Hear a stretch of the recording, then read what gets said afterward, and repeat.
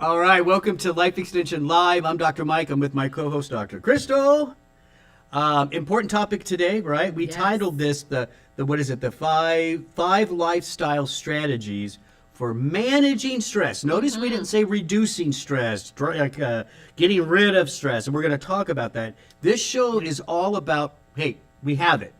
Stress is in our lives, and we're going to help. Not going away. It's not going away, and so the point of this show is to help us modify our response to that stress, right? That's kind of where we're going. By the way, isn't it National Stress Month or something? Yes, it's Stress Awareness Month. Stress Awareness Month. It started on April Fools.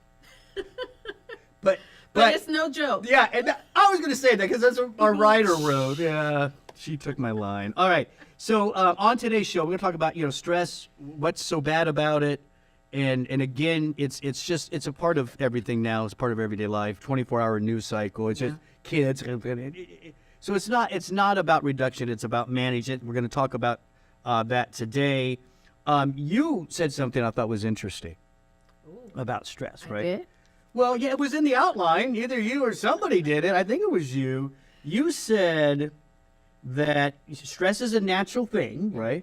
And you said the key thing is the way we respond to stress. Not that stress is there, Right. but how we respond to that. What do you think? I think that's the concept, and that's the takeaway message I think that we all can learn. As you mentioned, it's not going away, but different people respond differently. And it's the difference between that person that is always frazzled and then that person that you think they don't have a care in the world.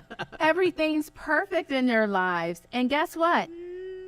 No one has a perfect life. No one does. But some people process and manage that stress differently, and it's about how we perceive the stressor in our brains. Yeah. Now, just real quick, we got acute stress, you got chronic stress in our lives, right? We're really focused on the chronic stress. Right. The acute stress is you need it to live, right? When there's a acute stressor, your body's reaction to that stressor is life-saving. That's the flight or flight response. And when we're in a similar stressful situation, like later in the future, the brain is programmed and wired to kind of have that stressful response, you know, that the increase in endorphins and adrenaline, cortisol. Because it's getting ready. You're going to run. Right. You're going to run away from that lion or whatever's coming after you. And so when you start looking at the chronic stress and having that same stress response to something that may not be life-threatening. Yeah. Traffic. Right. Then you start your kids dealing with your husband. Right. Well, sometimes, it's difficult being in a relationship with anyone. Even, work relationships can be challenging, but it's how we think about those relationships. And how we respond, right? That's what's key. Chronic stress, it's here. It's, there's no way of avoiding it completely. And again, I think it's so important. I'm going to say it again. It's the response, the managing, the modifying of your behavior towards that stress is what's really key. Unmanaged stress, we have it right here, can cause a lot of problems internally speaking, right? We already know heart, brain, all that kind of stuff, but we found some interesting information about the lining of your arteries. Yes, you know that saying, Dr. Mike, and many of you have heard it, I'm sure, pressure burst pipes? Something like that, right? From Plumbing 101. Right. Same things happening inside of the body, inside of our blood vessels. Yep. And researchers are seeing this relationship between chronic stress, cardiovascular disease, damaging the lining of your arteries, making you at increased risk for plaque formation and ultimately heart attack or stroke. I like to think of it this way too. So cortisol is our main stress hormone, right? And we don't want to oversimplify it. It's more complex than that, really. But cortisol is the main guy, if you will. And cortisol, whether it's a perceived stress, a real stress, acute, chronic, it doesn't. Cortisol is kind of he freaks out. He's this hormone that's like this. That's cortisol, right? And that kind of it gets into your cells. It causes inflammation within your cells and oxidative stress, because all of that, when someone's really excited and you kind of feed off them, that's cortisol. true. It gets into your cells and all the other parts of the cells start freaking out. And Dr. Mike, into your brain. Yeah. You're even seeing a connection between chronic stress and Alzheimer's disease. Yep, there you go. Was that a good cortisol? That was it, Dr. Mike. That's when I think of That's cortisol. kind of how it is. That's what I yeah, think. yeah. And so again, so much research now linking the chronic stress. If we don't manage it, if it goes unmanaged, lot of problems can happen. Even a loss of some years. Yes. And we hear this story all the time. We hear this probably every month, Stress Awareness Month. Yeah. We get the same story, and hopefully you'll get the point that it is beyond just you yourself having this moment. The moment lingers long into your life, into chronic diseases. It's more than just a feeling of stress. Right. That means stuff is going on inside More than a that's feeling. more than a feeling. That's good. So let's get into ways to manage the stress. Before we get into the details, I want to mention something. Go ahead. Let me see that. Thank you, Hannah. Stress ball. She's so proud of herself. We've been practicing all morning. That was one of your best throws. If you think this is managing stress, it's a stress ball. People at work doing this. Yeah.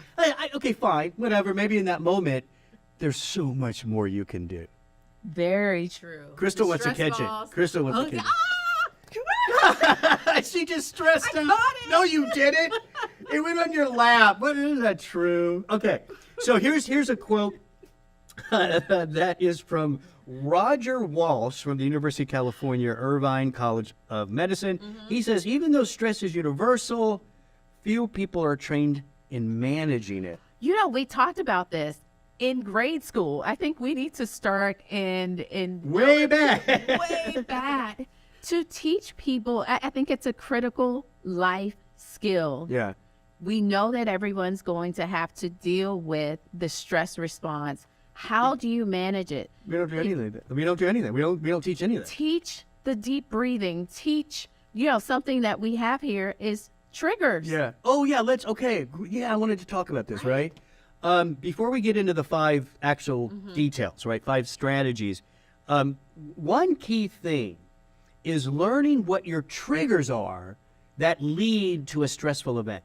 That's right. Now, I was gonna use myself as an example, right? In case people watching may not know this, Crystal can confirm, I'm not always the most patient person. Very true. And Confirming. And one of the things that, like in the past, let's say I texted somebody or emailed somebody, I wanted that, come on, what's going on? And I would just, stress levels would just go up because no one was responding, whatever. So I know that's a trigger for me, that impatient, sitting there. So for now, and I've been doing this for a long time, when I leave a message for somebody, I put my phone away and I go do something else, do the dishes. Nice. And then you come back, oh, sure, there's the response. 10 minutes later, everything's fine. No reason, Mike, to get all cortisoled up. I like that. So you recognize that trigger. Your trigger could be anything. Yeah. It's just... triggers could be food, smells, environments. Exactly. Another person. Very true. It's true. Yeah. So once you identify those triggers, then you have to adjust according to your own triggers, and don't try to project your own triggers onto other people. My triggers are my triggers, and then from there you set boundaries, right? So a boundary for me is not to sit there and stare at that phone. I have a boundary where I put it away and I go do something else. Yeah. That's a boundary for me. Like, I'm not going to cross that and go right back to the phone. Why isn't our producer Robson answering me right away? Right? So that boundary for me is I'm putting that, like, the phone needs to go away. Yeah. So you identify those things that trigger you. Again, you have to soul search a little bit for that. Yes. Right? And I think you talked about with boundaries, it's okay to say no. Yes. It's okay if a certain situation, a certain group of people, a certain restaurant, whatever that is. if you know that's not good for you, it's okay to say no. That's right. All right, let's get into specifics here. 5 everyday lifestyle strategies to manage stress. Now, this first one, we changed the name. We did. It said Exercise. Oh, everybody says that. Right. So we changed it to be active. Be active. What did we change it to, Dr. Mike? And I know that, I didn't hear us out. Because it's like that same old thing you hear from your conventional doctors. Well, diet and exercise. Diet and exercise. What does that Diet even and mean? exercise, yeah. And there's no help, no pamphlet, no menu, no exercise, there's nothing. Right. Right? So for us, let's just be active. And I think that means more. Absolutely. And most people understand the benefits that being active has for cardiovascular health, Of course. for blood sugar management, but helping you to manage the stress. We know when you're active, first of all, there's the feeling of accomplishment. That's true. Yep. Then there are the endorphins that are released. And, you are controlling your blood sugar. All those things. Yeah. Physiological effects also play a role. I like it, think of it this way. When you're stressed, your body is releasing a lot of active active compounds, cortisol. That's that, it's that kind of stuff, adrenaline. It's all of that, right? And so exercise kind of burns those things off. Right. Getting out and being active, play basketball, play tennis, walk, golf, whatever. Oh, resistant bands. Bring your bands to work. Bring Listen, you can't.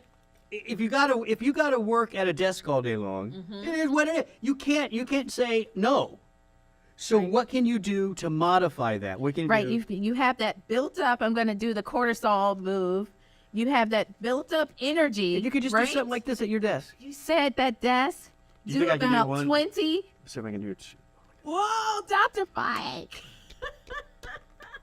Those are 50-pound bands. You could do this. Yes, work your back, Yeah. shoulders. So again, it's just burning some of that stuff off. Hey, you come out of a meeting. Nowadays it's Zoom meetings and stuff like that, right? And it's just that. That was too much.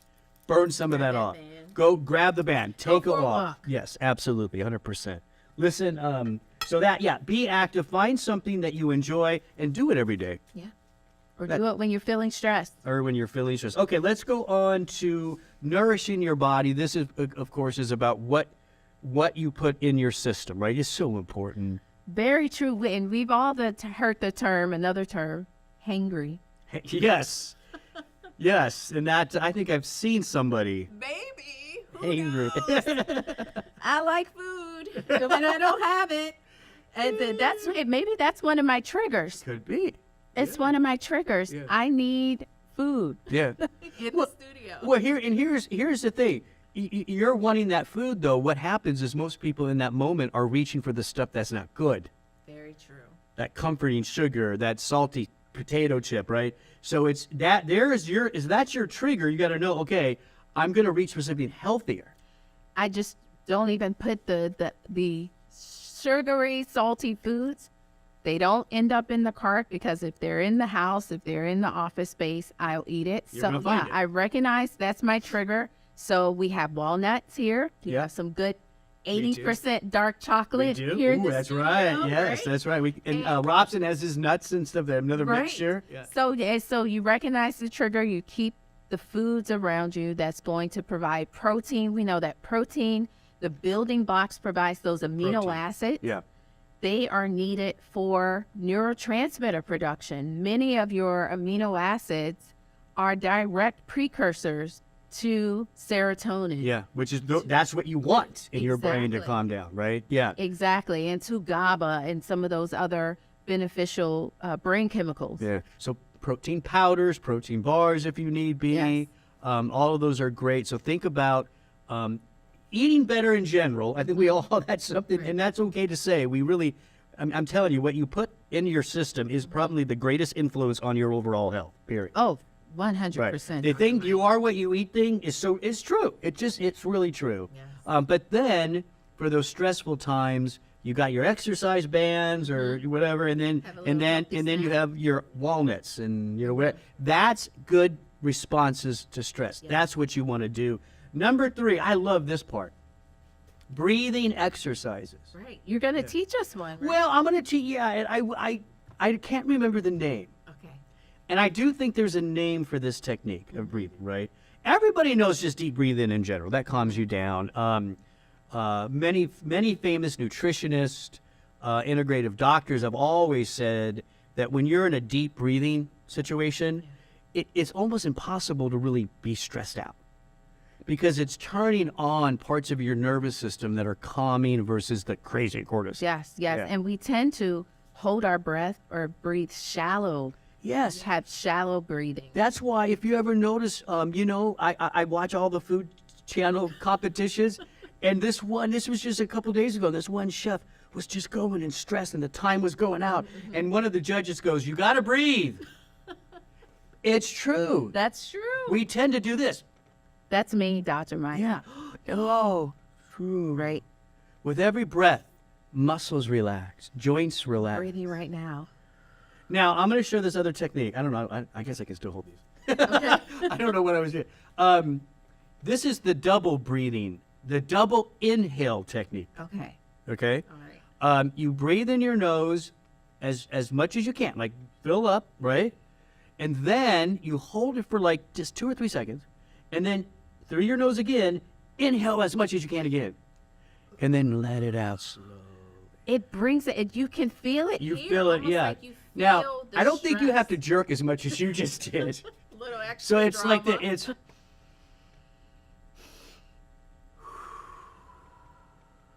and you do immediately. I feel like there's a calm. Yeah. Let's do it again, and so that everyone can do it with us.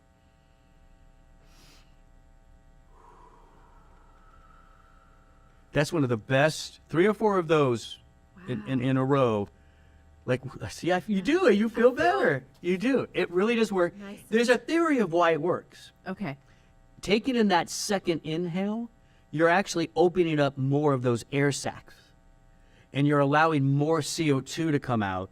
And that has a calming effect. Yeah. All right. There you go. See, look Good. at your even calm my now. voice is calm. Crystal's like, that was really nice now. All right, so that's breathing. That's the double inhale technique. Love it. Number 4. Now, the next 2. So that's 3 strategies so far, right? Be active, good food, and breathe. All right. Breathing. Now, the next 2 we categorize as grounding. Grounding. Yeah. Being present, being in the moment, being mindful. We Yeah. talk about mindfulness. That's all about grounding, being accepting those thoughts and Yeah. feelings that you have, recognizing those Recognizing it, feelings, right? And be in that moment. be in the moment and thinking before you react or over respond. Yeah. Yeah. Even if you're faced with a trigger. Yeah. And it's a fantastic technique. It works well if anybody out there has panic issues, panic attacks. A great technique. Get a glass of water, and watch the water pour in the glass. Look how high the water comes up. Does the glass get colder? Ooh, it got colder. And then you drink a little. You just feel it go down. And by doing that, you're focused on that moment of drinking that Yes, water. yes. You've grounded yourself, and the panic is fading. And I think the breathing also probably All helps with through the that, yeah. grounding because you're thinking about Yeah, that that's process. some of the great gurus of the past would say when you're breathing, visualize the air.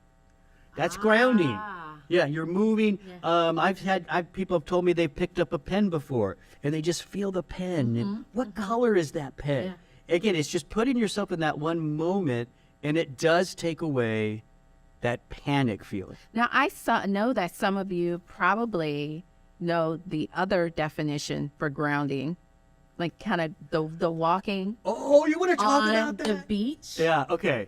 Yeah, This is interesting. I think it's really interesting, and it's the idea that we know that we are all electrons, Yeah, right? yeah. We're just I we're love chemical. this. We come Yeah. from the earth, And when you connect with the earth, Yep. walk around, go outside, You're walk getting those electrons. barefoot, you're receiving electrons versus releasing, right? Yep. And so you're receiving more from your environment, and you can go outside, lay in the grass, Lay in the grass. go to the beach, Walk barefoot on the beach. Hug a tree. Seriously, all that stuff those are electron givers, right? right? You know why dog petting might be so awesome? Dogs and cats? Because they go outside, they pick up all that electron, and it's in their fur. And then they come to you and you hold your dog. Yeah. Your dog and cat are electron givers. Yeah. And then they go back outside and recharge. Yep. So that's another concept. Yeah. So grounding. so grounding here, we specifically had mindfulness. Right.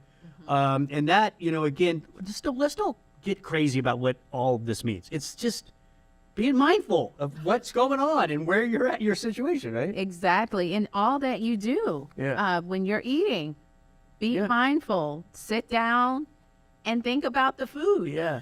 Think about your breathing. It's just, that's mindfulness. It can be expressed in different ways, like prayer, Yes.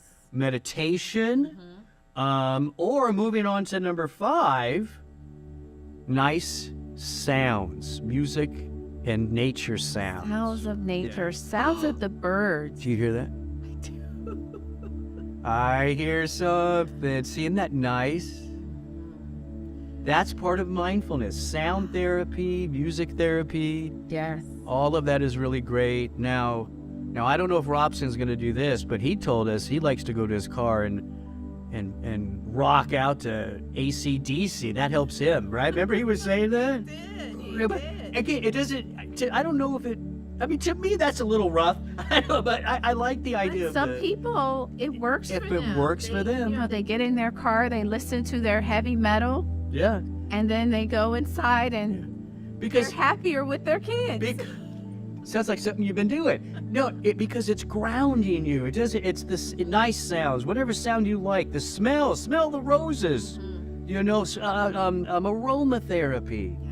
All of these things at the end of the day are grounding. And that's key to managing stress overall. That was really good. I like that. Now, we do have some supplements.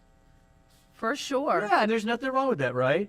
I like that in our show, we always do food first, lifestyle stuff first, but supplementation can play a big role. Yes, there's this saying, part of my happiness on the outside is because of the combination of pills on the inside.